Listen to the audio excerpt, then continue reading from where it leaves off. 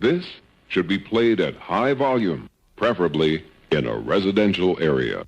It's the Dirty Laundry Game-Worn Hockey Podcast. We're old school, right? We wash our own dirty laundry. The name on the front is a hell of a lot more important than the one on the back. I refuse to be judged by a grown man wearing a hockey jersey. Game on! Game on!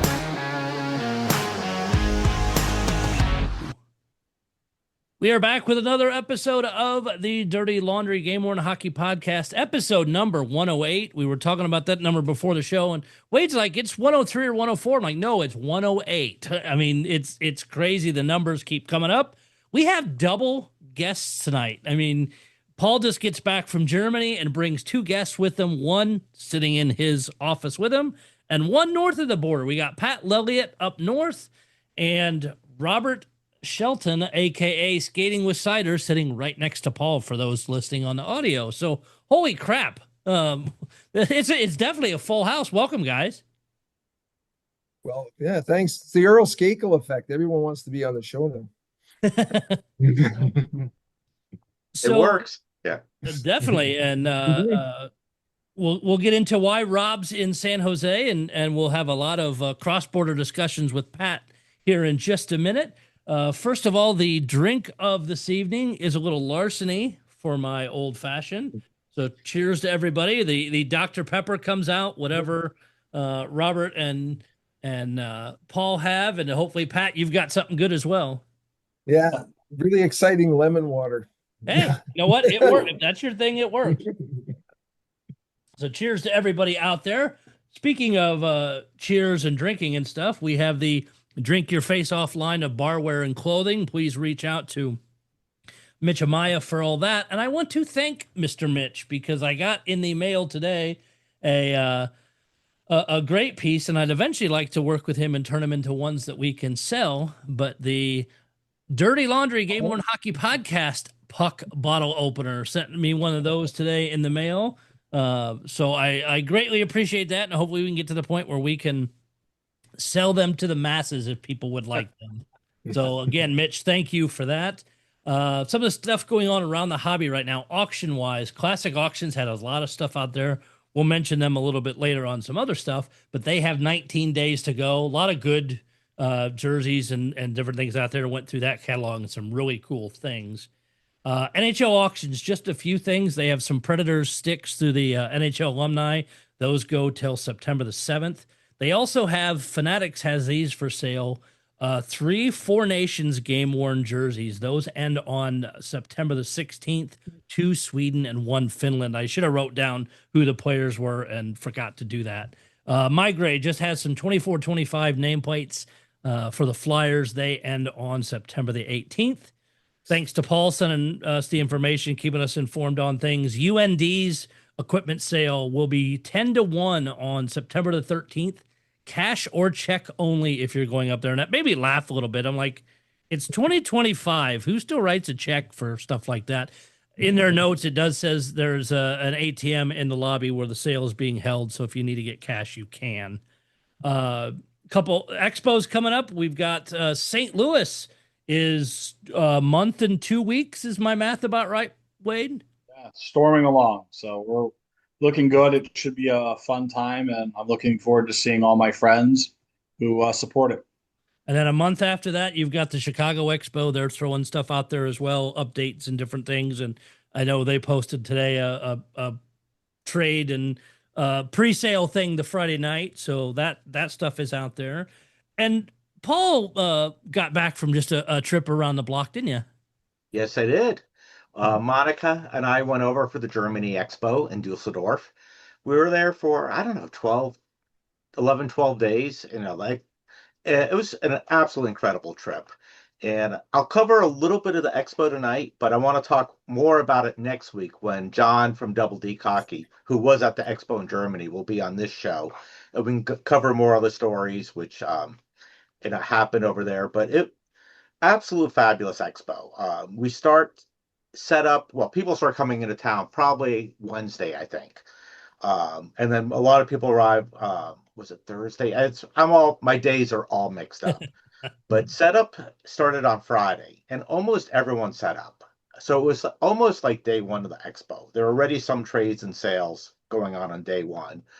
And then, we had Saturday was, just incredible. Everyone fully set up, lots of people there, lots of just incredible jerseys and gear.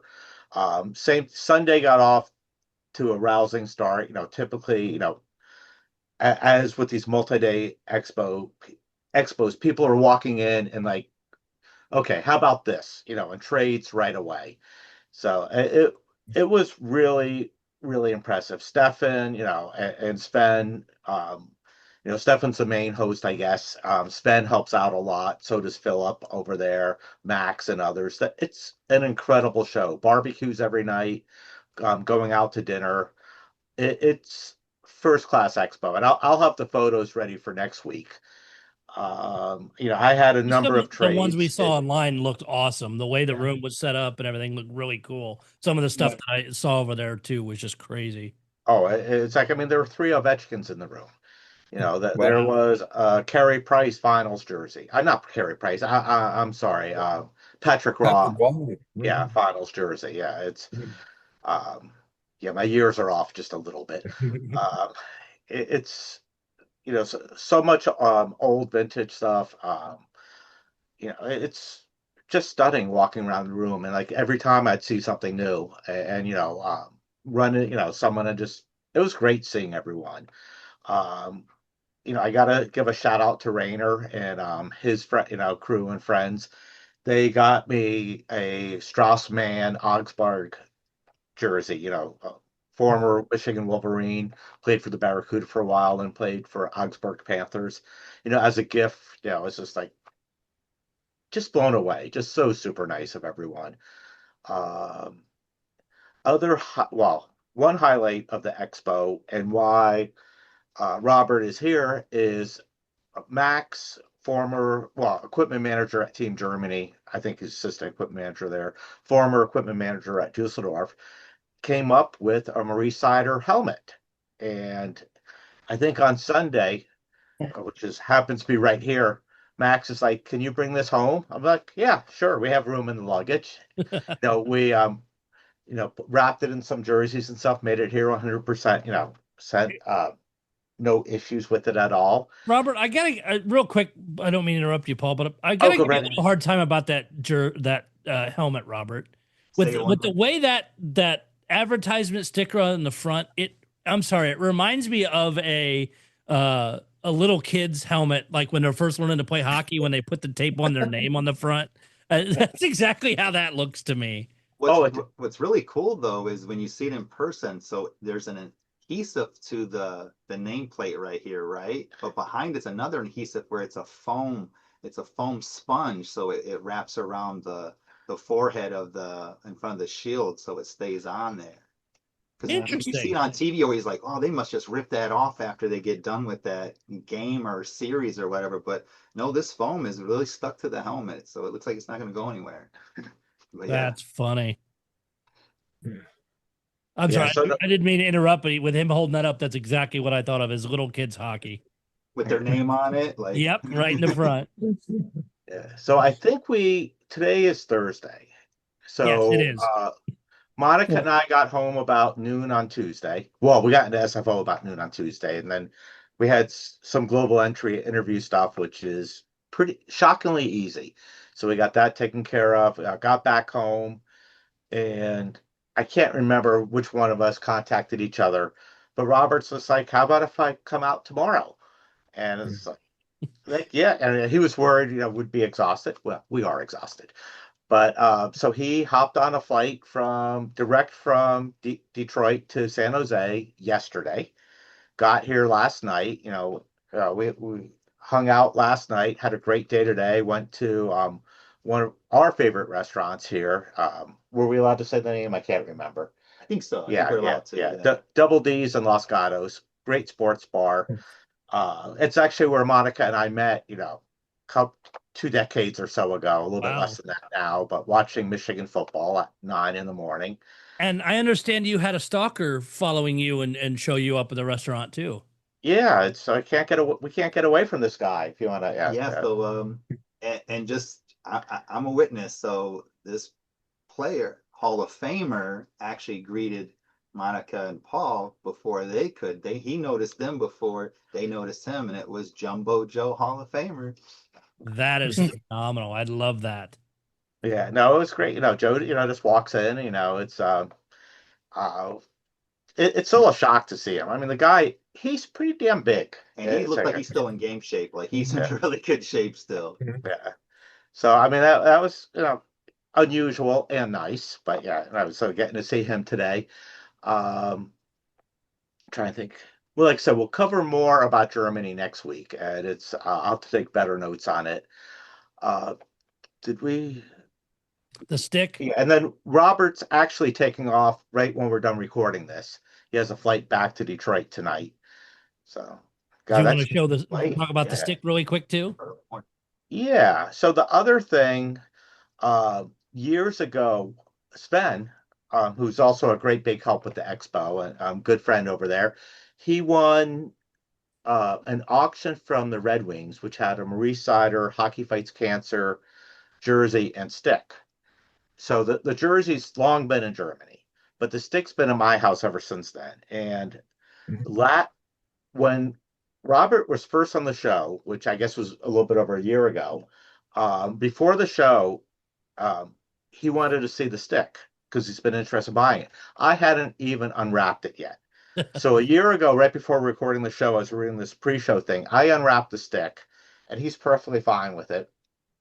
So Robert and Sven work out a deal on the stick, and as part of picking up the helmet, Robert is picking up the stick. Now, another aspect and why we're doing this next week when John's on the show, he's going to talk some about shipping goalie sticks and other sticks to Europe because I hate shipping sticks, and I just hate dealing with it. And he has a different approach, but Robert has an approach for this stick, which for those on the radio, well, the audio version only, you won't see this. But Robert, do you want to talk about what you've done? Yeah. And I don't know how well this shows up, but yeah. So looks very good actually. Yeah. Yeah. So about 3 years ago now, so this will be the third warm-up stick that'll complete my collection. I got the rookie year military warm-up, I got the pride stick, and then I got this cancer stick. And so I made a deal with a guy out of Jacksonville, Florida, that won the military set. And so same thing, I flew from Detroit to Jacksonville in a one-night thing and a quick turnaround. And before I flew out there, I was like, how can I preserve this so nothing happens to the stick? So I have several other Seider sticks. So I just took a stick and I went to the dollar store and I picked up a bunch of pool noodles. And I think I spent less than $5 on pool noodles. I slid them down. Also, the other thing that would work for it as well would be like for like water piping, like you could buy at a hardware store so it doesn't sweat, and they already come sliced down so it wraps around it. But it's more dense, it's got more padding. So I just cut everything to size, cut it into pieces so it could fit in my luggage, flew down, wrapped the stick up, and then we just wanted you to see the guts of this. So the final thing would be I take construction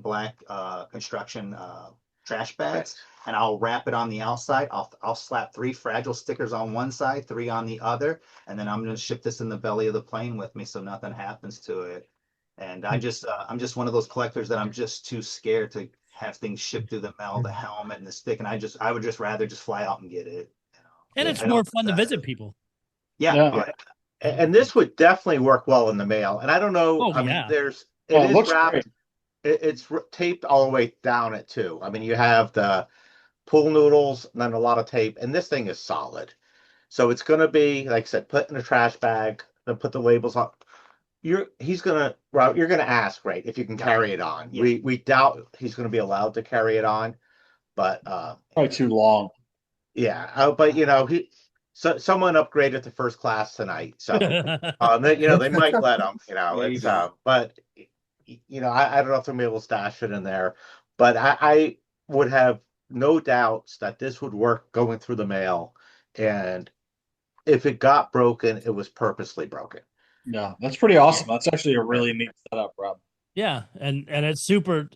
Pick it up now because as you're getting, at least around here, as you're getting into the fall, you'll see those pool noodles disappear. But Rob, you're right. Is if you need those in out of season, they're not as dense as those. But yeah, the ones to wrap pipes to keep them from freezing would work in a pinch if you don't have the dense ones. But no, that's awesome. I love that. I may have to once you get home, send me some pictures of that completely done. We can even post them later. But no, that is a fantastic upgrade to the cockpit. They might let you put it in there then. That's great. I like that idea. So moving north of the border now with Pat Lelloitt. Pat, how is things up in Canada? Things are okay. The weather's been well, end of the summer was pretty nice, but unfortunately it's turned a little bit sour on us lately, but it's supposed to be nice coming up. But it is September and jet season around the corner, so it's all good. It's crazy to see pictures of different teams putting guys that are already doing their captain skates or whatever, and just realizing, yeah, we are super close to camps, and you're seeing the rookie camp schedules and stuff show up. It seems like it just ended, but it also seems like it's taken forever to get here. Yeah, well, one of the biggest things around here, of course, was the signing of Jonathan Taves. Never heard of him. You never heard of him, yeah. Just like guy that's won everything in hockey, no big deal. But he was on the ice this past couple days ago in his jet uniform, and that was some first pictures coming out of that. So pretty exciting for the fans around here. And we know the fans both in Winnipeg and around the world will be trying to get a hold of those jerseys once they become available. Yes, I have quite the waiting list building already for Taves jerseys and equipment. Can I ask a question? What Sure. what kind of price point will you be looking at for a Taves jersey? Won't see pricing until they come out, and that should be sometime in mid-January. Yeah. Oh, just curious, I don't even have a ballpark right now. It's being worked on, a lot of meetings and stuff in regards to this, but I don't like to put pricing on stuff until it's actually available. So we'll see what comes up in January. I don't expect those to be too high. Which ones? Yeah, I was kidding. I said those to be too high. I'm expecting Patrick Kane pricing on those. That's kind of what I thought too. Yeah. They're comparables. I mean, obviously it's Sure. Yeah, I mean, I was looking around on classic auctions, and Taves jerseys are they're pretty high. Even in the what was the last one that was? Well, I'm not sure if it was a special Chicago jersey, but it was I thought it was in the 17 range, US, including Hammer. So yeah, I mean he's a special player, and I sure hope it works out that way for the Jets. I hope for him too with what he kind of went through to get back. I think that's a guy that everybody probably wishes well, right? Well, yeah, I mean the thing, he's won everything. What does he have left to prove? He wants to go out on his own terms. Yeah, he wants to enjoy the game, and you gotta love that. No, love it. For him to go through what he's gone through and to get himself back. I mean, anybody that would know what shape you need to be in in the NHL, it's him.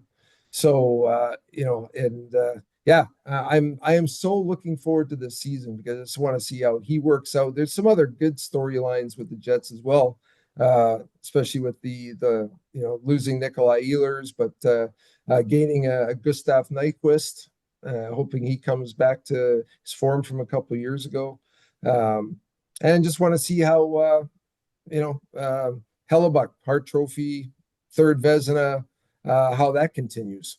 Yeah. So yeah, it's going to be very interesting year, especially I think there was probably a little bit of a sour taste with how we went out in the playoffs. We won't talk about the game 7 against St. Louis, right, Wade and Doc? No, prefer not to. But unfortunately, especially with Scheifele's father passing right before game 6, losing Morrissey in the first period against Dallas. It was not the great way to go out, but very, lot of positivity going into this season, especially and talking about this upcoming season, jersey wise. This is the Jets' 15th anniversary season, so there will be a 15th season patch on the home road and alternate jerseys. Oh, very nice, very cool. Yep. Now- Special heritage version for the heritage jerseys. Ooh, very nice. So you had your hands on, I'm assuming you saw all the sets come through your hands at some point from last year. What was your thoughts after a full season with the Fanatics? I don't mind them. I actually was a big fan of the Adidas jerseys. Just I don't know what that dimpled shoulder just looked, that was cool to me. I really liked that. So I was sad that was gone. But they come from the same factory in Quebec. So they wear exactly the same as the Adidas ones did. So but I tell you what, I was looking through a lot of the jerseys that we got last year. Anybody that's saying that new jerseys don't get good wear on them, they should see some of these, especially some of the white ones. Sure, and that's something we noticed. It is, I don't know if I think they did tweak a little bit of some things in the fabric. Is on those whites especially, they held the puck and the stick marks so much better than the Adidas did. And the guys the bangers, I mean, their repair work. You should see some of the repair work on some of these jerseys. It seemed like every team in the set ones wore them longer this past season than they typically do. And like for the Blues, that really leaned to that first set having some really, really nice wear on them. Well, the thing about the set ones for the Jets is that they go through preseason and regular season. So a little bit more. Where you get the white sets, from what I've seen, always have the better use, just because they're white, so you're going to see the wear better. But for the home jerseys, at least for the Jets, they mix the heritage jerseys in there too, right? They get less games. So they're going to get less games at home. Plus they use at least one set of Navy jerseys for Jets rewards, which is they'll put them up, and then fans will bid certain amount of points towards, or they'll get so many entries for so many points, and then they have certain jerseys available, and then if they pull your name, then you win one of those jerseys. So that's one game set, and then they'll do another. Then there's 2 sets a year for player sets, because players get 2 jerseys a season as per the NHLPA contract. So those will be, so there's 2 less games for game use. But usually those probably a heritage jersey and then one of the road jerseys. So and then they did a jersey off the back night last year. So that was another one less set. So, but again, of home jerseys. So but really happy with the wear on the whites this year. Fantastic. And actually some of the blue ones had some pretty decent use as well. Now, Pat, just to clarify, sure. For the player set, they were both one-game wonders? One games, yep. Okay, cool. I just didn't know if they were worn multiple games or what, but just wanted to make sure, because I know like the Red Wings gave a set, set 2, was it set 2 home or set 2 away? I can't remember, but the players got a full set there. Okay. That were multiple games.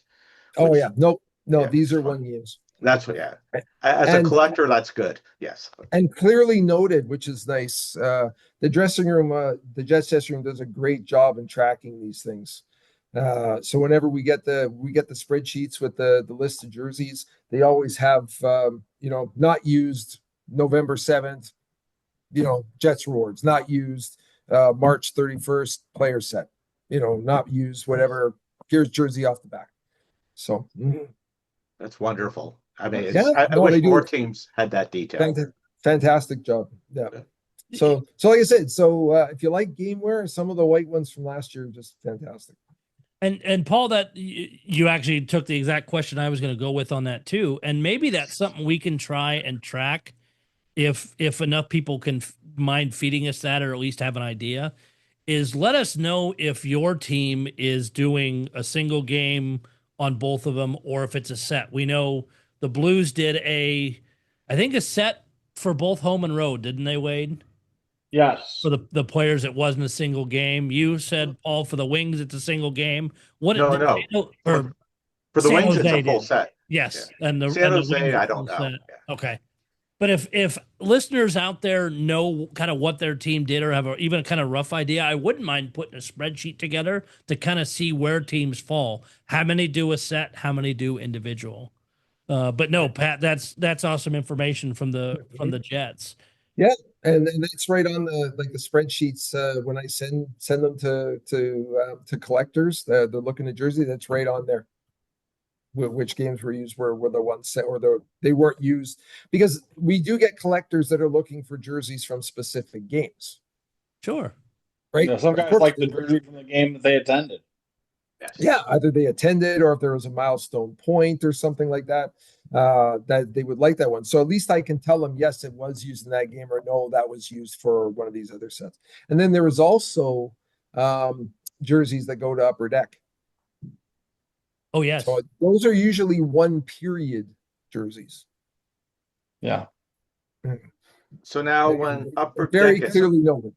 when Upper Deck gets a one period jersey, is the other jersey worn in that game annotated that it was only worn 2 periods? Did the Jets give you that much detail? Well, again, so they would tell me that that on this game, this player's jersey was worn in the first period jersey, or there was a jersey put into the set that went to Upper Deck, worn in the first period. So the other jersey that we get was worn for periods 2 and 3 that game. Excellent. Right. Wow. So that is solid tracking and documentation. I love that. Absolutely.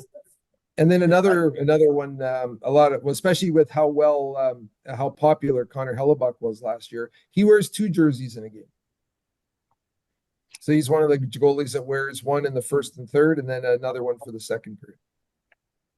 So is the one in the second period used in warm up then as well? No, I believe he uses as far as I know, he still uses the first period one. Really? Okay. Just curious. That's as far as I know. Yeah. Now, is that use consistent? Does he use the same jersey for every first period, or is it random? For that set? No, he uses the same one, and that's noted by the equipment staff when we get the jerseys. This one was his first third. This one was his second. That's wonderful. And now, what they've been doing and what they did last year was they used the second period jersey through the whole season. Wow. Oh, okay. Wow. Okay. So when we got set 1 last year, we only got 1 home and 1 road Hellebuck. Gotcha. Wow.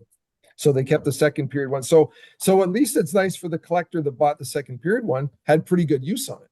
And you could photo match it to games. Like if you go on Getty Images and look up Hellebuck from that specific game. And a lot of times Getty will note first period, second period, third period. Second period, white Hellebuck, there's the mark on my second period jersey. Pretty cool. Very cool. Yep.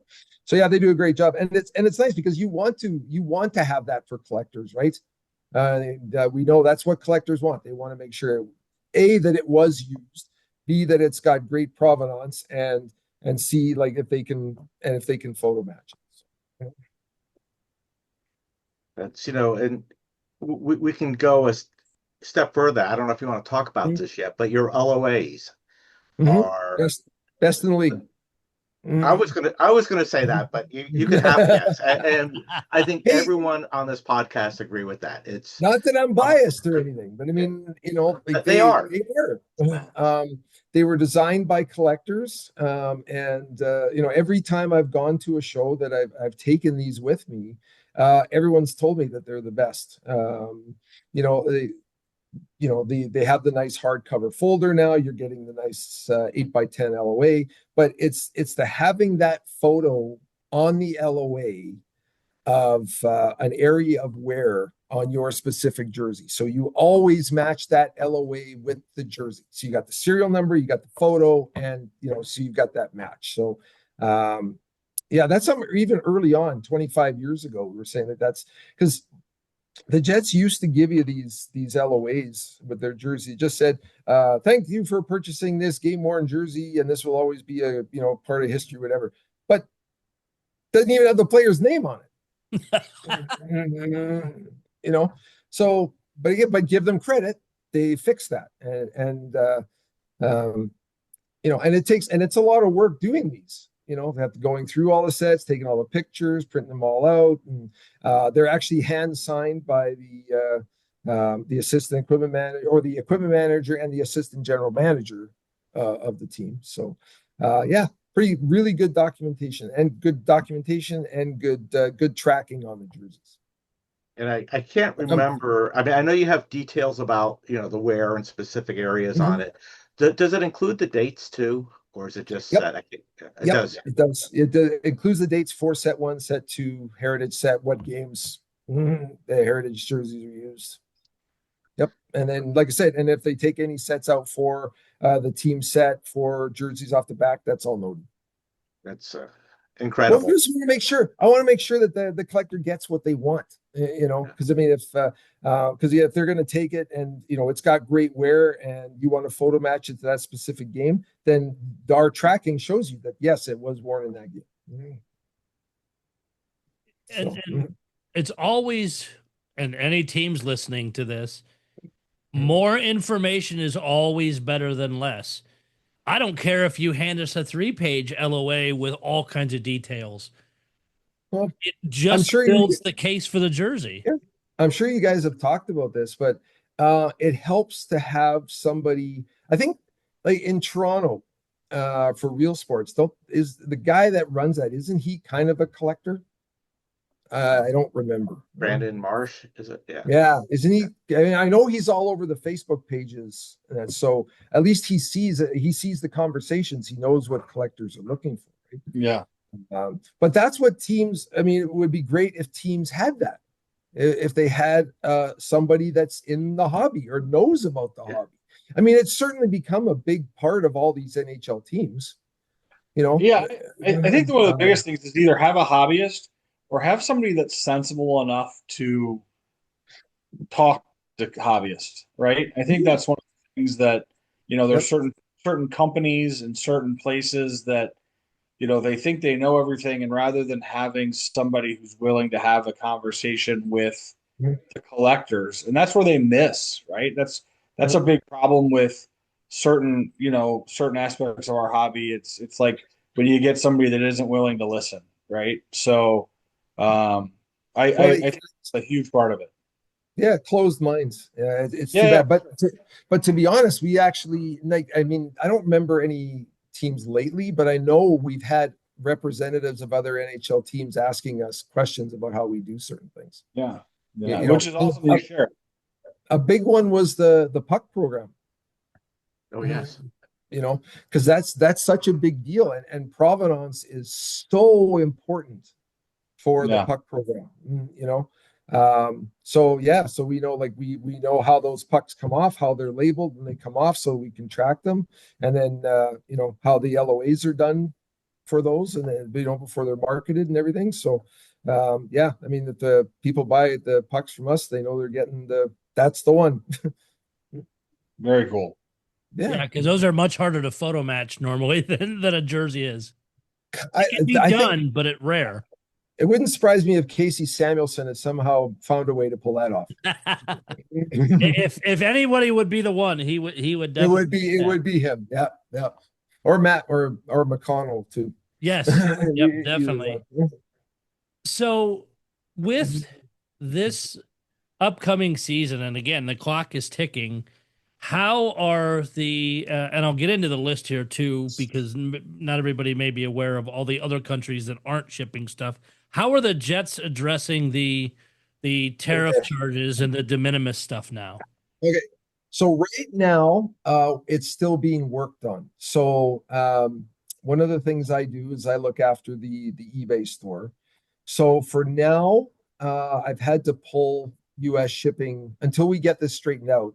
I've had to pull U.S. shipping because, again, and this is for the buyers. I don't want somebody picking up something and then getting hit with something they didn't realize was coming. Yeah, and the team is the same way. For now, the True North Shop store has ceased U.S. shipping until we figure out a way that a buyer can go on the go to the site, pick an item, go to checkout. Here's your total. Here's the tariffs you're going to pay. They know what's coming. When they pay it, and that's the other thing. When they pay, if they pay it through the team, we have to pay them. We have to pay for it, right? So we have to reimburse the U.S. government for these tariffs. I have a question for you, Paul, if you don't mind me. So, Pat, sorry. So, Pat, do you? I mean, how much business of you? Like, what percentage of the stuff goes to the States? So, like, how much is this going to affect your business in that sense? Game worn, quite a bit. That's what I was getting at. Pat. It was like, is it 40%? Is it 60%? Because I would say it's at least there's a lot of local collectors, but I would say at least a solid 30 to 35%. And again, we're not just talking jerseys, we're talking equipment too, right? Pucks and everything. So lots of pucks, like especially for the away teams. Yeah. When you get like the Pittsburghs or the Chicagos or the Detroits or whatever, I can imagine what happened if we got a Moritz Seider puck to sell. Robert's just flying to Winnipeg. He's writing notes right now. I got dibs. Yeah, I would say about 30 to 40% overall, I think. So it's a big deal.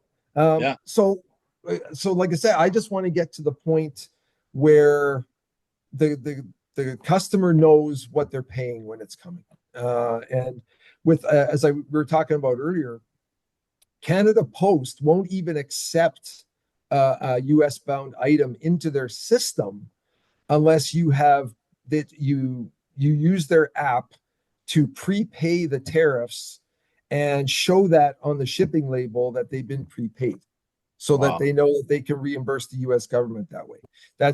They won't, like I said, so they won't even take it. Like I can't just go to the post office and say, I want to send this to Paul Rank in California. And okay, here you go. No, tariffs paid. Where's it coming from? What's the country of origin on this item? Yeah. And so it's and to play into that, I mean, we're talking about it. Classic Auctions has an auction closing, this month.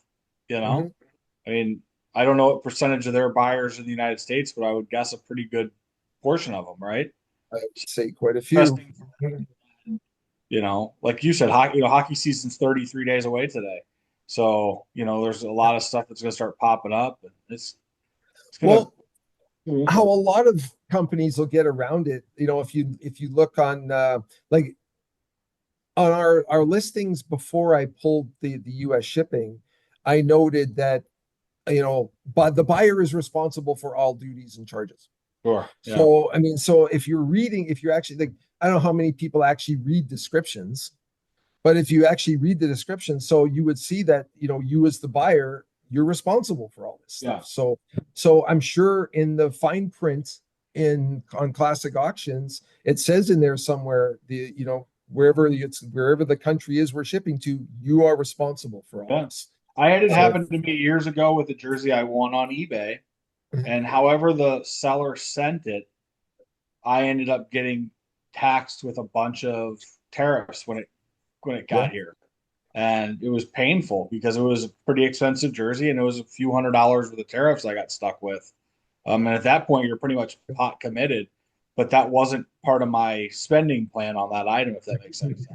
Right. Yeah. Well, that's what we want to eliminate. We want to eliminate that uncertainty. If you're buying this item, this is what you're going to pay. It's your price. So, so until we get to that point. And real quick, on Classic's site, I did pull it up in their FAQs. All items for destinations in the U.S. are sent via Canadian Postal Express, DHL, or FedEx. Please note, for some shipments, you'll be required to submit your social insurance number and/or additional information at the request of the customs service. And then it gets into the details of older custom stuff, but that's kind of covering their butt is, hey, you may get hit with fees. Please be aware of that. And one other note. Yeah. Go ahead. I'm sorry. Is Paul shared this with us earlier before we started the show, is Ottawa has an auction going right now for their stuff, and I just scrolled through it. They say if you're shipping to the U.S. address, it's big red highlighted letters. Please note a 35% import fee will be charged to your account when the auction closes. Let me give you a number. The Kachuk, there's a Kachuk currently in the auction, and these have they conclude September the 5th, so tomorrow at 8 p.m. Eastern time. Right now, that Kachuk is $55.10. Adding the 35% adds an additional $1,928. That is a kick in the nuts. But it's Canadian currency. But Yeah, even still, I mean, for you guys in Canadian currency. even still, that's a huge addition to that. Yeah, it's a game changer. So I want to jump back real quick to Classic, and we'll get a little bit more thought of it. Did I hear you right? Classic is asking for us to possibly provide our social security number? No, it says social insurance number is what's under the. This is how will my parcel be delivered and what shipping costs will I expect to pay. The winning buyers are likewise responsible for other costs related to transportation, custom charges, duties, taxes, brokering charges, which can be charged upon delivery or after. And then farther down, it talks about Canadian stuff. And then farther down, it is all items for destination in the U.S. are sent via Canadian Postal Express, DHL, or FedEx. Please note, for some shipments, you'll be required to submit your social insurance number, which I have no idea what the hell that is. That's us. That's us. Oh, okay. Canadians have social insurance number because we have social insurance. Right? We have we have and maybe that's a healthcare. generalization across everything then. So is that like your government ID number? It's some you can get them right when you're born. Oh, okay. Because we have something called a social security number, which is basically, what is it? 8-digit ID that follows 9-digit ID, I think. Yeah. 9-digit number that follows us around for life. Yeah. And commonly stolen for identity theft. And right. Yes. But it sounds like they're pretty similar in that sense. So man, ours is used for taxation too. Yeah. I mean, that ties it to that. So yeah, I'd be very uncomfortable giving, if that's what they're asking, giving that to someone to have a jersey shipped to me. Yeah. And now the other piece of this too, because again, say Pat, and I want to be clear with this. None of this is a political attack or going after any of that. This is talking about how it's going to affect us as buyers and sellers in the hobby. With the uncertainty, just like you said, Pat, with you guys pulling stuff, putting any U.S. sales on hold until things settle out, the reverse is also happening where 28 different countries are not shipping to the U.S. because of that reason. And that list is, I mean, again, some may not affect, but it will affect collectors. You have Denmark in there. You have Austria, Belgium, Greece, Italy, Poland, Portugal, Switzerland, Thailand. And there's actually, I know there's a couple more. New Zealand was on one of the other lists I saw. So if we were getting anything from our pal down there, he couldn't send it. They wouldn't deliver it. I don't have a problem. And I'm actually working on sending him a package as soon as another jersey he bought arrives. But Rory would not be able to send me anything up here. They would deny it. So hopefully that stuff gets sorted out soon. But this, I mean, it puts a big dent in the hobby overall. If you're doing any kind of international stuff, your cost is going up. I mean, there's no two ways about it. You can find workarounds, which I'm going to say right now, we are not condoning nor expressing information on how to do that. That is on you, and we are not liable in any way. But there'll be all kinds of ways people try to figure it out, and it'll be interesting to see 6 months or a year from now to touch base with you, Pat, and some others on both sides that do a lot of international sales or trading or whatnot, to see if it dropped off or how things have gone. Yeah. Yeah. Well, I certainly hope it's rectified soon. Because I would certainly, I say a big part of what we do, come the season is not only jerseys, but we auction all the pucks, all the goal pucks get auctioned first. So I would very much like this rectified before the start of the season. Yeah. Oh, sorry. I have a But beer like I for said, the Olympics too. yeah, Oh, eBay that's has right, yeah. pulled, like I say, eBay's not even supplying a Canada Post label right now for people Wow. because of the fact that Canada Post wants these duties paid up front through that app. So, and like I said, I was on the phone with eBay for an hour and a half, and they couldn't give me an answer to how they're going to do that. So right now they're not dealing with it.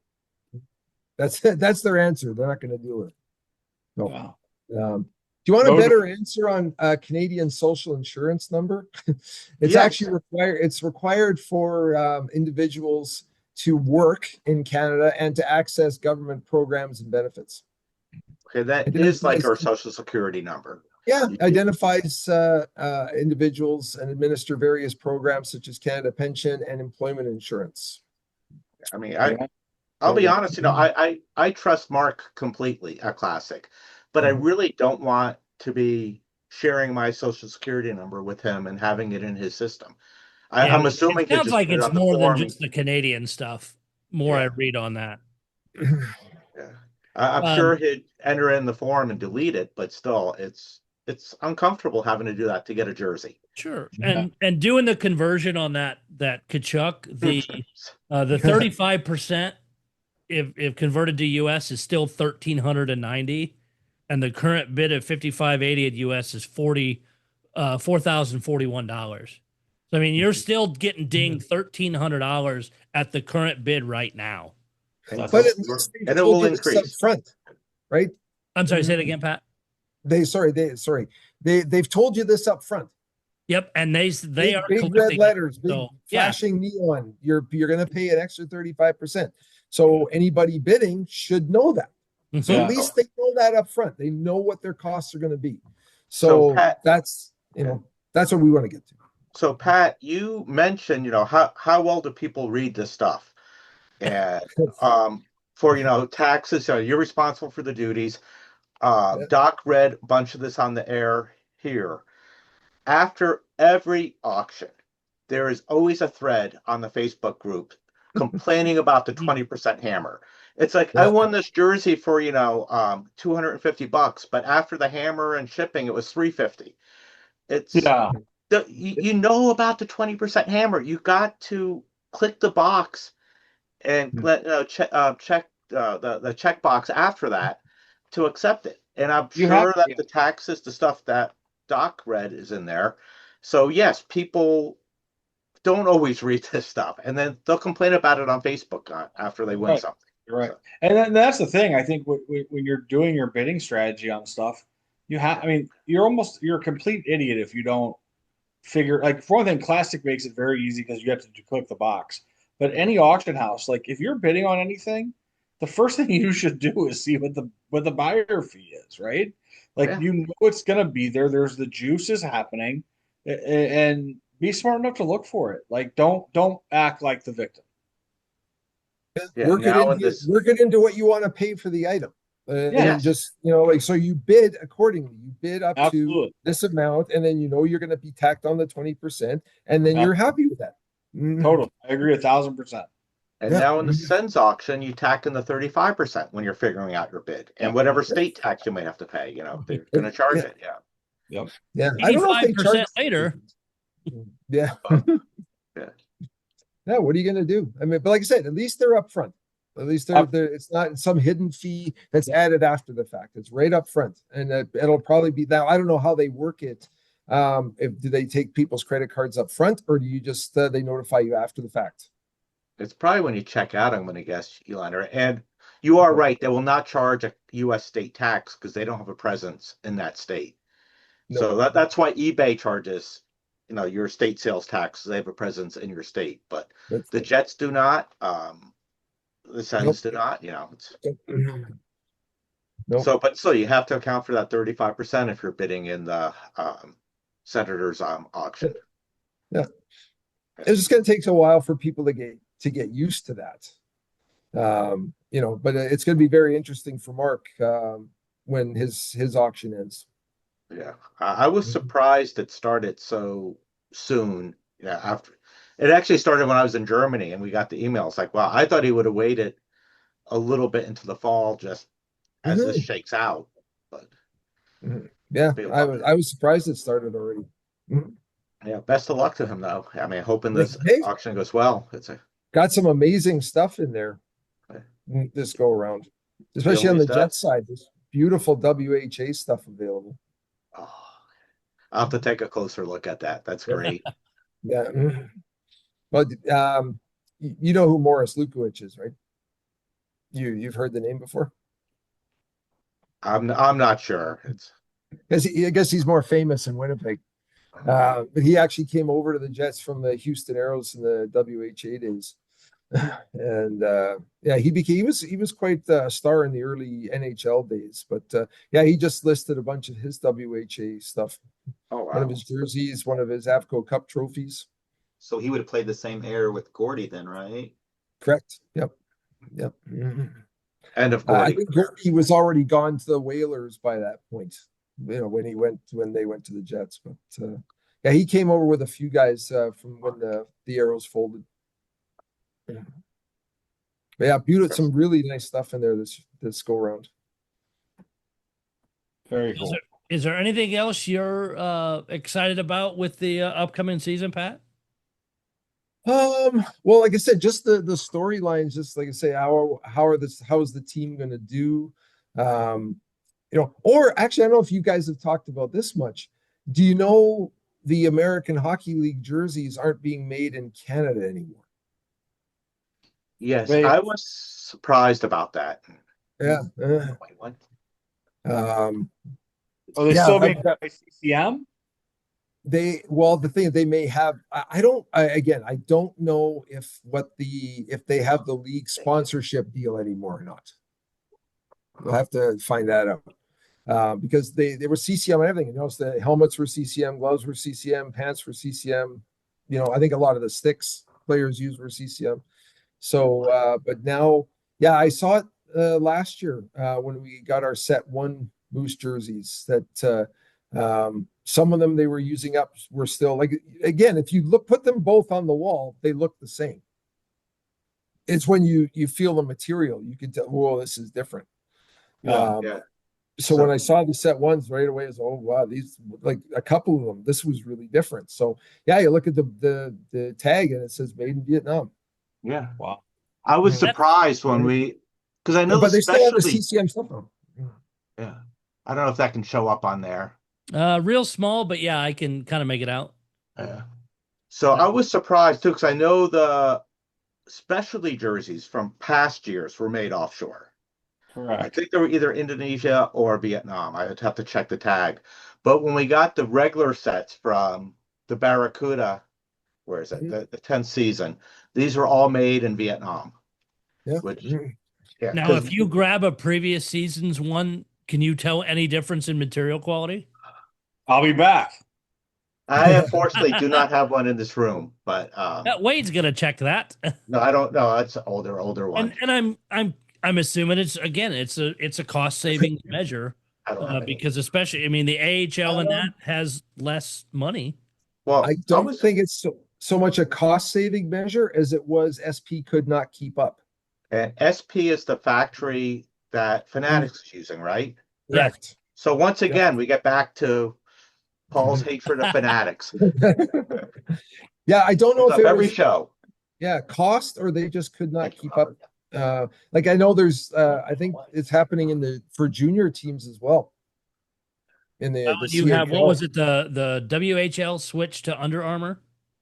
Yes, I believe that's correct. Yeah. And I wonder if you're going to see more of that, different leagues move between different jersey manufacturers if they can't keep up. Mm-hmm. What was interesting is that we had some of the Moose jerseys, like the regular season ones, were made in Vietnam, but yet like the alternate, I don't know if you saw the Moose 25th season jerseys they did last year. Really beautiful jerseys. They were made in Thailand. Oh wow. All right. So there is definitely a material difference between the CCM and the Vietnam one. So this one here is a last season Springfield Thunderbirds, and this one is made in Vietnam. And this is probably 2 seasons ago, and this is a made in Canada CCM. And the best way I can describe it is that made in Canada is the more traditional material that you would expect on a hockey jersey that we've seen for years from CCM built items, if that makes any sense. And then the Vietnam one is it's lighter, and like the best way to put it is, like, you know how you can see the dimples or the building of the material on hockey jerseys typically. This is thinner, and it's less dimply, if that makes any sense. But there's definitely a difference in the weight in the material, and it's built differently. It really is. So you are 1,000. Does it feel heavier to you, Wade? So like the Vietnam one? It feels lighter, to be honest with you. It doesn't feel as like heavy as far as thickness goes either, if that makes any sense. Yeah, I found the Moose Vietnam one's heavier. Yes, it might be heavier. It might be heavier in some regard, but the material is not as tackled, like kind of put together, as it doesn't seem as stitched as heavy, if that makes any sense. Okay. But and then I'm just looking at like little things. Like, here is the inside of the sleeve of the Made in Canada, and here is the inside of the sleeve of the Made in Vietnam. So you'll notice that material is almost like it's a white material that then they color on the outside, right? The sublimation part. Now the jersey part is naturally the same color on the inside, but that insert on the sleeve is definitely different than the other one, right? So very interesting. I never really even noticed. I could see, like, the material in the collar is even thinner. So like on the Made in Canada, that very different. Very different. Very, very different. It's the same, but not as heavy and not as thick on the new one. So I hope that helped. Yeah. What do you think of the quality of the new one? I noticed it. So the first place I noticed it, because I didn't notice they had changed the regular game jerseys. The place that I had noticed it previously was on some of the specialty jerseys. And I knew those were made somewhere else, and I had noticed that previously in a couple previous seasons, or a couple different styles of them. I mean, I can't say it's better or worse, but it is different, if that makes any sense. Like, I can't say that it does. It feels less heavy in the sense that it's. I mean, it looks more common than the difference of material of the old style ones, which was very specific to hockey jerseys, if that makes any sense. Yes. This looks like more like something normal you would see maybe previously in a replica style, if that makes any sense. Yeah, it does.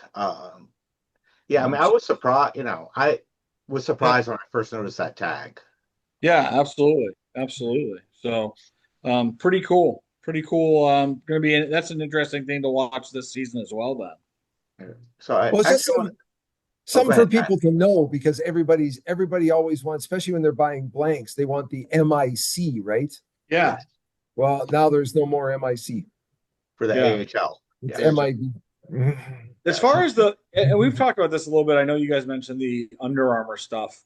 My college alma mater, Lindenwood, is an Under Armour school. And so I've had my hands on a lot of their hockey jerseys, and I actually really love what Under Armour does with the hockey jersey. The material seems really nice, shows good wear, and it's a nice product that Under Armour puts out for hockey jerseys. Yeah, no, I like them too. Stuff. What's that? It has to be better than the violent gentleman stuff. Yeah, and I've seen those too. I know that Springfield last year, I think it was like the pink and the rink one, or one of theirs was a violent gentleman crafted jersey, and there was a lot of fit and finish issues, and people didn't like the thickness of the material or how it wore. So yeah, that's obviously we're in a changing society as far as this stuff goes. So I think people's expectations are going to have to change as far as that works. Yep. Yeah. Well, what So are you going to do? So to expand on all of this, did Nike use the same plant too? Good question. Oh, as 'Cause far what, as I'm not. That's yeah, a because what happened last year is Michigan's a Nike school, but the jerseys last year were made by EPS. And as far as I know, none of the Nike schools, Ohio, Penn State, a few others, they all had jerseys made by other companies. Even though, and I think some of them, they might have even put the swoosh on them. I can't remember on the Michigan jerseys, to tell you the truth. So I still do not know what happened with the Nike manufactured jerseys last year. I don't know if they were also at the same plant up there in Canada and Fanatics kicked them out. I mean, I'll go with that story. Just it fits my narrative better. But I don't know what the truth is on what's happening with Nike. I Yeah. thought Pat might be a source on this. Yeah. Yeah. Unfortunately, that I don't know. I know, like you look at the Nike jerseys that are used for the World Championships. Yes. I don't know where I believe those are made in Canada, but where? I mean, that material is so different than anything else you see out there. I don't know where those are made. So, real quick to jump back into the AHL stuff, I grabbed some specialty jerseys, and these are all different ones, and these are all made in Thailand. Well, So, yeah, there you go. so I'll be right back. Like the CCM tag in the neck is stitched in, so it is really interesting. And these are a couple years worth of them, so they're not all the same year. So, I thought that was interesting as well. Yeah, and the fact that they're plants across different countries. Yeah, I saw some of the recent World Cup jerseys, World Championship jerseys on the Germany trip, and they're made by Nike. And if they're the Swift type material, the old trash bag feeling thing. They're a lot better than the original Swift jerseys, which I thought were just horrendous, the material. God, those are sharp. Oh, nice. Yeah, that's the Moose 25th anniversary jersey from last season. It's beautiful. And this is why you should watch the podcast on YouTube and not, if you're listening, Pat is pulling out just a beautiful Moose 25th anniversary jersey. Yeah, I don't know if you can see the tag there. All I'm saying is you don't like my Springfield stuff. Yeah. Oh, yeah. Oh, no, I love that isotope. Oh, I love them. They're my favorite ones. But yeah, that says it both in the lower hem tag, Pat, as well as in the neck, correct? It's in the neck. It doesn't say anything. No, they don't say it. It's just on the hem. It's on the side tag. Yeah, it's just. Oh, interesting. Because before it used to say right on a number, used to say made in Canada. Yeah. So the ones that's the thing I did notice is the ones that are made somewhere else have the ones that are made in Canada are pressed on, and those are stitched in on the ones that are made in Thailand or wherever else. So there is a difference there in just that single thing, but. It is really interesting to watch and see what happens with that stuff. But, thanks for showing the Moose jerseys because man, those things are gorgeous. What they do with the numbers are just fantastic. Yeah, you're going to see some of those pop up on True North Shop pretty soon. But yeah, so we can't buy them today. Yeah, thank you, Doc. Well, that's not forever. That's not a forever thing. It's just until they get things organized, and it's just better that way. I mean, Springfield today released their schedule of their specialty nights, which then in turn released which specialty jersey nights they're going to have. So that's a fun thing for me because they always put a picture. So I always try to figure out what the colorway is going to be or what style they're going to do for the specialty jerseys each year. based upon the release that they put out. So I've been doing a lot of sleuthing today with a few of my Springfield collectors.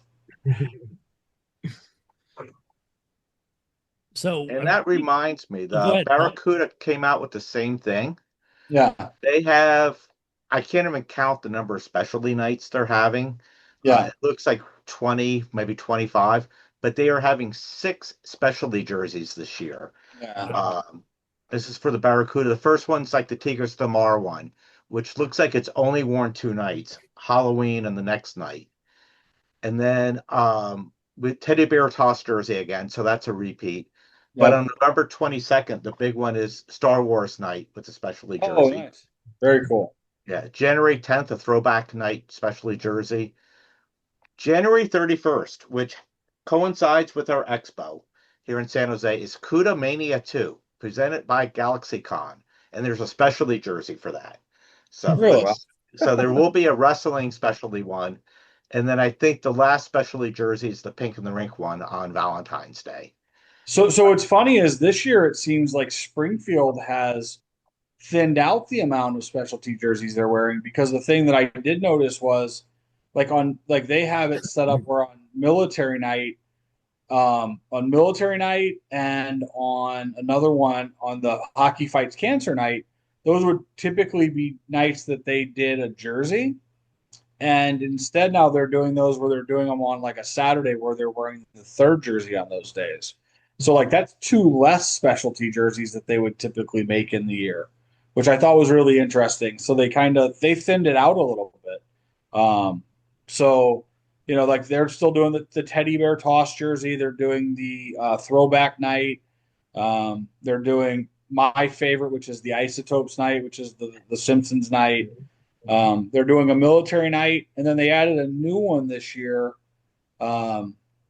which is the T-Bird Semi-Quincentennial Extravaganza night. And that's a specialty jersey night that we've never seen before. So I thought that was interesting. The 2 nights that they typically would have jerseys, which are popular ones, obviously being Hockey Fights Cancer and the military night, they're not doing jerseys, or at least it doesn't seem like they are. So interesting. Yeah, Moose are down to 1. Really?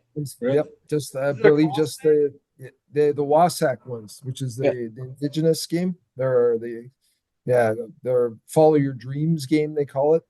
Yeah. But they always have an indigenous theme to them. That's very cool though. Yeah, They're gorgeous jerseys. Yeah, teams are swapping that out. And obviously, I'm going to segue into something with jerseys. Obviously there's been a lot of new 3rd jerseys that got dropped in the next day or two. So I'm stealing Doc's thunder right now. Hey, no, whoever wants to bring it up, I appreciate that. And yeah, there's some good ones out here. I'll bring them up kind of one at a time, and we can talk about them. Let me share the last note on the Moose. Yeah. That jersey I showed you will be their alternate next year. Oh wow. Oh, nice. Very cool. It'll be home road, and that will be wearing that one as an alternate. Awesome. I will throw in on the Moose specialty jersey that you discussed. Those are some of the most stunning specialty jerseys in the league. They are absolutely beautiful. Yeah, they always did a fantastic job on those. It's too bad. I don't know if it's sales wise or what, or maybe the fact that it's so hard to get them. Yeah. Now, but yeah, just down to the Wasack ones now. Yeah, maybe the Barracuda took up all the bandwidth for specialty jersey manufacturing. Yeah. It looks that way. Yeah, it sure does. I mean, it's like, you guys are like the Wolves. The Wolves do 2 specialty nights a year, and one's always Animal Rescue, which is always a stunning jersey. I've always loved the Wolves military. I think the Moose did some fantastic military jerseys, but so the Wolves, some of their militaries are this gorgeous. Oh yes. Yeah. All right, so first up on the new list of jerseys, if I miss any too, remind me, because there's actually been quite a bit, is the Canes. Oh, I think that's pretty sharp. Yeah. And especially with what they did on the shoulder. Of course, it's not going to let me switch over to that. So I like they simplified it quite a bit.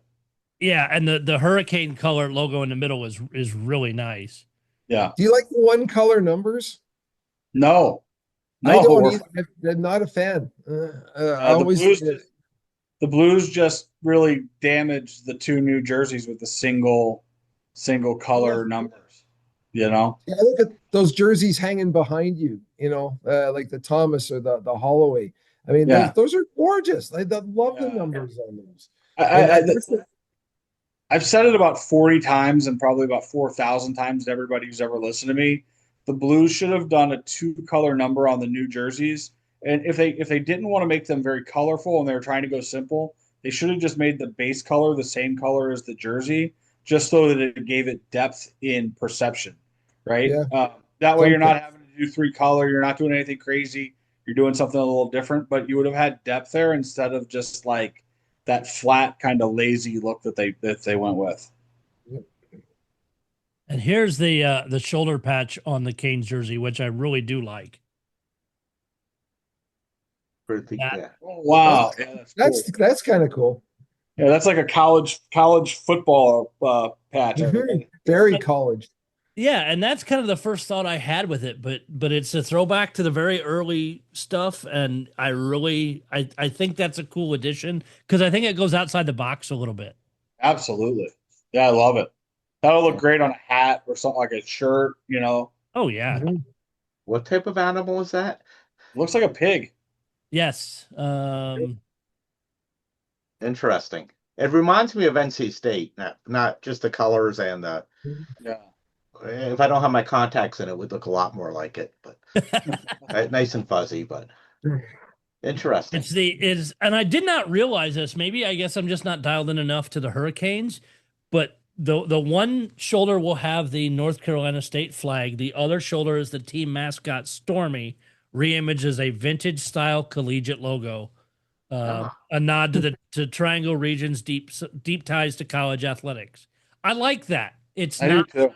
It makes it more inclusive with the other people or other team stuff around there. It's definitely outside the box too for the NHL. Oh yeah. Oh yeah. Those will be real popular. I agree. Let's see who we've got next here. Let's save that one for last. We'll come in this one next. We talked about the Senators earlier with their auction. Look at their jerseys here. It was very sad to see they were showing some of the jerseys hanging up in the Canes store with a white one with Nikolai Ehlers' name and number on it. But anyway. Sorry, Pat. Yes. That is painful. I like how they did the shoulder caps because they're shorter, the black shoulders, and then transition that yellow stripe and then the red, where it's a much shorter. I guess in the side by side for people that are not looking at this in video, I guess once it's laid down, it lays more flat. But I do like that, and at least in the picture, Wade, and going back to the Blues ones, it looks like, and maybe more teams are doing this, is that logo is much more raised. Yeah, it's got a lot of depth to it. That thing on the picture on the left just. I mean, it looks gorgeous. I mean, what a beautiful. I mean, like you can see almost like the fanning and the feathers of the top of the hat. Like, wow, that thing's beautiful. Yeah, I'd be curious to see if it really is that much higher, because we talked about this after the Blues came out and we realized that the stripes in the Blue Note were much more raised, and I think some other teams kind of had that as well. Buffalo did not in last year, since I did have one of those to compare. But I do like these a lot. Yeah, I do too. It's a great colorway. The Vegas gold and that darker red, that deep red, and with the black. That's a really sharp. It's a really sharp jersey. Do you have a picture of the back numbers at all? Or I don't. This was the only picture I was able to grab, kind of in a hurry. I should have prepped on this a little. I mean, you can kind of see it on the arm of the one. The C looks great too. So yeah, the gold striping around the edge and the black in the middle. One thing I say as I stare at this one, especially Wade, when you mentioned the gold, it reminds me a little bit of Flash Gordon. If you watch the 80s Flash Gordon movie, that black and gold color kind of makes me think of Flash Gordon. And this is not a bad thing. It's just that's what I thought of when I see that. Yeah. I saw a quick blurb of the numbers. They look the numbers on these look really good. Yeah. That's sharp. And then another interesting one, the final of the three here. And this would be interesting from a collector's standpoint for long-term, if they hold up. This being the Kraken third jersey. Oh, yes. That glows in the dark. I love it. Everything on this jersey glows in the dark, including the sponsor patch. Of course. I absolutely love it. When it's dark and in green, it'll look pretty neat. I like the waves on the sleeves. Yeah. Except I'm glad they made it tiny, because if they made the red stripe, reddish orange stripe on the arms any bigger, it looked like they were refs. Yeah. But it'll be, and I like how high the numbers sit too, sitting way higher up on the shoulder. The jersey itself looks good. Yeah, that. The only thing I can say is I wish that Seattle would find a way to do something other than the S as their primary logo on the jersey. I'd like to see them use the anchor that they have. I think that would have been really cool, especially with the waves and stuff. I think the anchor, but I mean, overall the design's gorgeous. But I don't. Correct me if I'm wrong.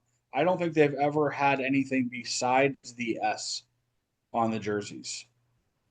They have something for their Winter Classic or their Stadium Series, or did they do something different? Yes, I thought they did. I thought it was just the color. I for some reason I can't seem. I'm actually looking now.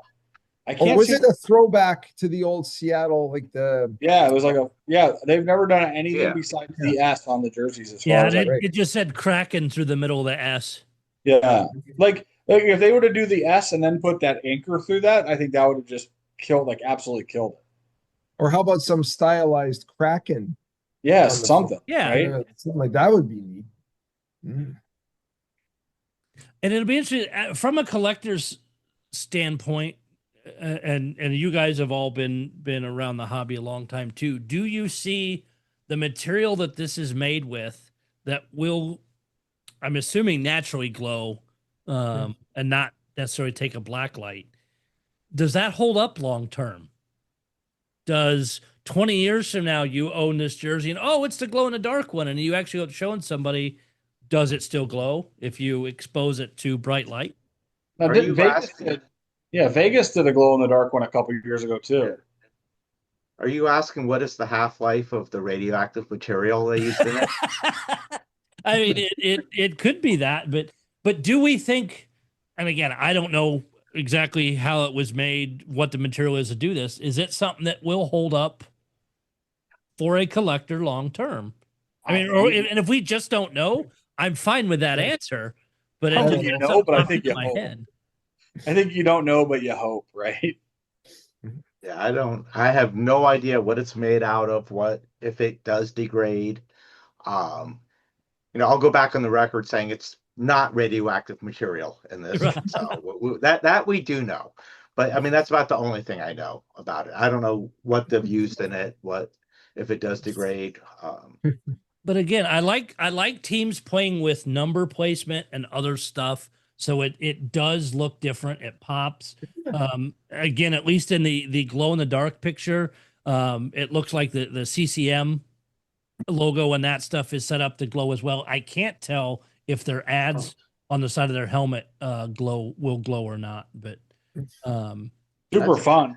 Oh, definitely. And I hope the NHL and teams continue to push for outside the box thinking, be it what Carolina is doing on their shoulder patches, different things like that. Don't be so stuffy and stuck in the box. Let teams experiment and have fun, because two reasons. One, the fans get excited to see behind it. Second, you're gonna make money off of it, unless it just totally sucks. But I don't see that happening in most things. You mean like the Islanders fisherman jersey? Right. Yeah. Which is funny because now that's like one of the most iconic things they ever did. Yeah. I still love the numbers on those jerseys. Oh, they're gorgeous. So Yeah. you mean the fact that you have to have a different size number for one side and a different size number for the other side, and then on the sleeve they kind of like they kind of come down like this. I mean, it's just that was amazing. And then the material that they used in those numbers. I mean, have you ever had a close-up look at one of those? Like really, like there was three different, what do they call it? It was some different kind of tackle twill. Um, there was glitter and there was another one. I forget the name of it at the moment, but just so unique. Yep. Keep doing those things. And Glacier twill. That was what it was. oh, very nice. Yeah, there's other teams that don't do anything. Like I was actually just texting with somebody because obviously, as most people know, I collect Ryan O'Reilly and he's in Nashville. And I mean, besides like they haven't done anything with like a third jersey or done anything besides the reverse retros, and they just stick with the home and road. And like I've been like praying that they did a third jersey or did something, and they haven't done anything.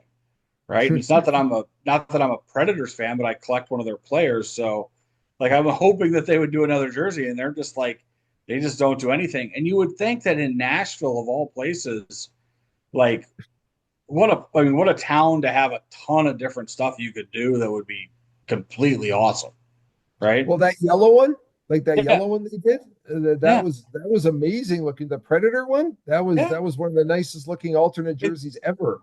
The one that they did, that Smashville jersey, was fantastic. Yeah. I mean, like, how are they not throwing something in there as a third jersey or not doing something alternate wise? Is they're just sticking to the home and road. It baffles me. Robert, feel free to jump in there too. I know you're having to head out in a few, and we'll get this wrapped up. But if you want to throw your thoughts in, I know you kind of been silent in the background with Paul. Oh no, I just this is Pat's night and it's a great show and stuff like that. I just popped in and stuff like that. No, everything that's been on topic tonight is it's been great, and Pat, him and his staff doing a phenomenal job with the COAs and stuff like that. Be nice if other teams actually piggyback off of that and this becomes a standard across the league. Only thing I really have to say is that once again, as always, so thankful for the friendships on this show, friendships that I've gathered, the German collectors that are reaching out to me all the time and helping me out, and then Monica and Paul hosting me these last couple of days. Second to none. They have put me up. They have picked me up from the airport. They're just amazing people, and it's like I got an older brother now. It's just Much older. Just a class act family here. I mean, With better hair. yeah, exactly. Yeah, way better hair. I guess I got it from the father or the mother. Different than he did or something. With hair. We're cousins. Right. Yeah. But yeah, they're phenomenal people. They're amazing. Their hospitality these last couple of days, I feel like family. Like they're as advertised, and the inventory they have in the hobby is amazing. Like this house has got a lot of cool hockey stuff in it. Yeah, I was floored. Yeah. I do have a question for you. Have you heard anything about and it's a good question for you and Paul, about what the Red Wings are doing as far as for anniversary? Like, are we going to see totally different jerseys this year or anything kind of with their anniversary this year? So they're kind of being really quiet about it, but the things that has leaked out, it looks like there will be a special third jersey. I'm assuming like how Chicago for the Winter Classic had the brown gloves and brown pants. I'm assuming that's going to be a thing. I think they're going to try to have those jerseys worn for like original six nights against other original six teams. Nice. And then there's going to be the standard jersey with the 100th year patch. We should have a lot of patches this year. We got the number 10 for DeVecchio passing away. Hopefully the Fedorov retirement patch is on every jersey. If not, it'll be for the retirement game. So hopefully that'll be available for fans.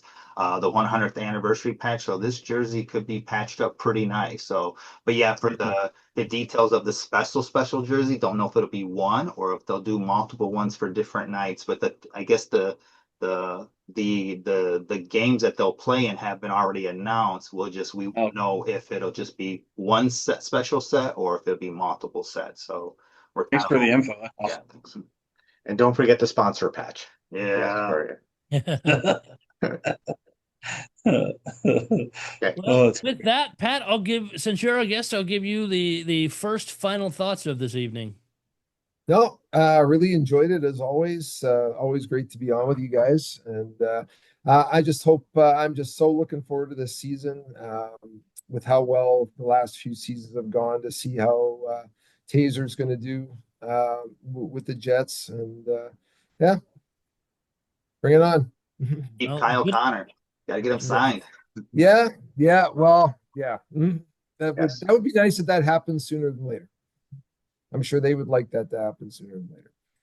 And we A always captain, appreciate the pictures you post from the table up there and stuff during games and different. Oh yeah, yeah. And then we also had the Winnipeg Expo Yes. that August 9th, and that went over really, really well. I was hoping Justin was going to pop on the show today.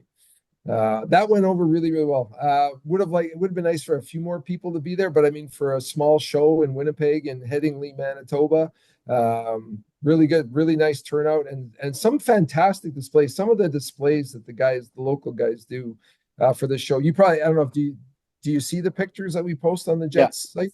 Oh yeah.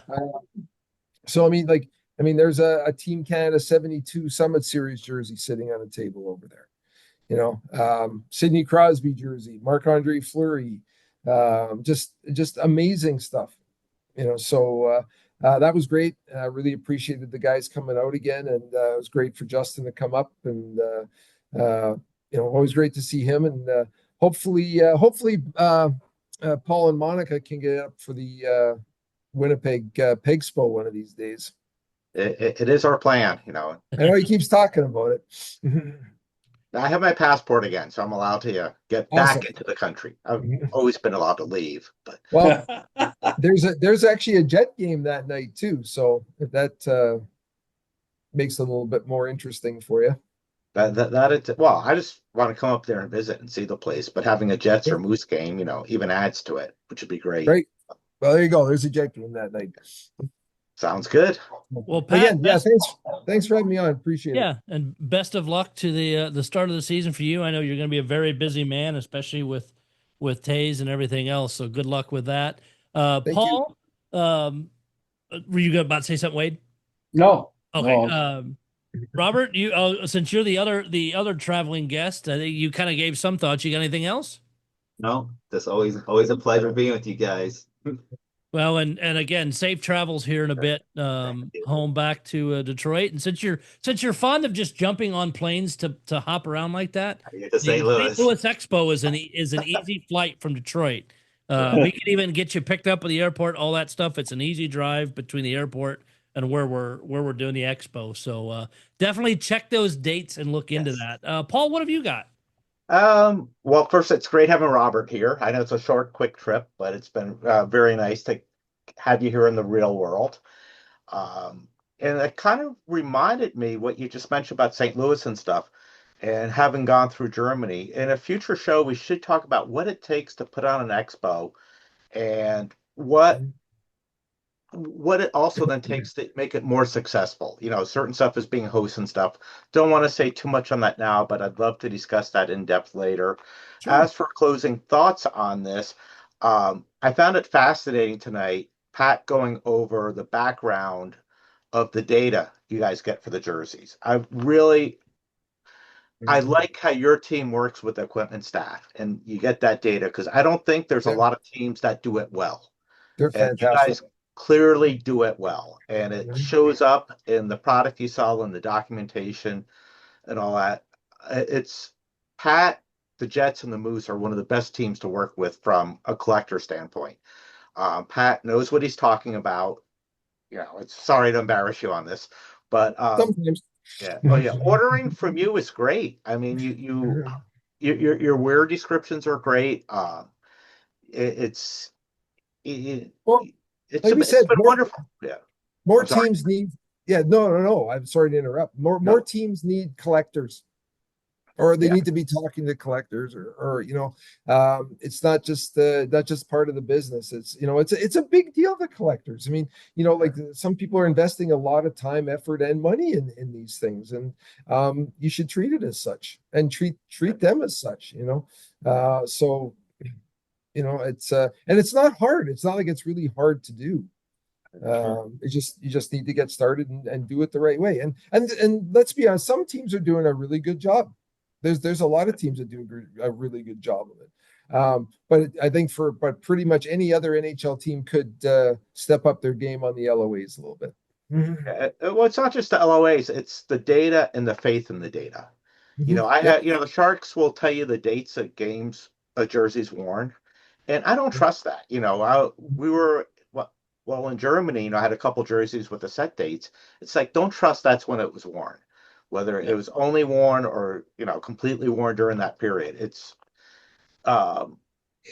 they just there's not the amount of data to back up a lot of other teams set dates, or with the Red Wings, we don't even know what the set dates are, and that's not always clear. I had someone asking about when was the set one jersey worn, and beginning of the season. That's all I know. I don't know when they switched to set two. So we just speculate around the All-Star game is when the switch is, but we don't really know. Yeah, we don't get confirmation of that, and it would be nice to get that. So the level of details you guys go to is great. The customer service is great, and it's a shame we can't order stuff to the U.S. right now, but hopefully that's resolved soon, or we find solutions to it. So, well, it's nice to hear that it's appreciated. I think that's because again, those little details. I think most of us as collectors, we notice little details. Yes. And things, right? So when you have that presentation and that concern about getting it done right, I think that goes a long way. No, I agree.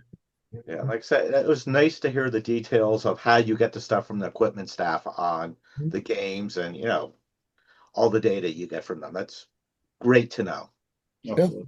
Yeah, we love hearing how teams work and how teams look at things, and it's getting that insider stuff and how they understand it and how you work with them to get what we need is amazing.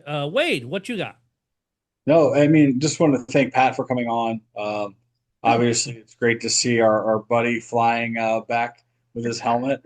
And I just want Paul's got a great shirt on tonight. It's been a fun night. I really appreciate just every week when we do this. I'm just thankful for the group of people we have and the group of friends we've made with it. I think Rob kind of said that best, So, man, we're 30. Tomorrow when this comes out, we'll be 32 days away from hockey season. And I am excited, not just for as a Blues fan. I'm not just excited for that. I'm excited for, my friends in Winnipeg, Taser playing for you guys. I'm excited for my friends in Detroit with, that 100th anniversary and all that stuff. And I have a coworker who made a comment today about, the same as me. It's not that I just watch the Blues, I watch everybody. So just really, really excited for hockey season and for everything to ramp up with our hobby, and can't wait to see the new stuff and the direction everything goes this year. And I'm hopeful that this tariff thing works out for everyone, so that we can continue to enjoy collecting without some restriction. That would definitely be nice. Share this with your friends. Like, subscribe, go on whatever podcast app you listen to. Give us 5 stars, leave a comment, stuff like that, because I want us to at least move up charts and some things. If you have suggestions, topics, send those. Paul sent me one today that somebody had messaged him on. If you don't want to send it to me, send it to somebody else, Wade or Paul or Justin, and we will cover those things. We've got a list of guests coming forward next week. We'll talk about Germany more and have a guest. The week after, I already have a guest booked in. September is going to fly by, and I know we're going to talk about how training camps are, what those jerseys look like. Because even I got excited. The captain skates for the Blues, they're wearing their new jerseys, the practice jerseys with the new logo and their new pants, breaking them in, and they look sharp. Yep. I can't wait to see the game jerseys in person. So again, thank you guys for all your support. It means a lot. We will see you guys back. I promise. Again, I'm sorry for last week. I ended up at 4:00 in the afternoon, had to cover my help desk that I run at the university and stay there till 9:00 at night. So I knew I was going to be no shape once I got home to record. So we unless it's something like that, we will always have a show every week. But again, see you guys next week. It will be another fun conversation.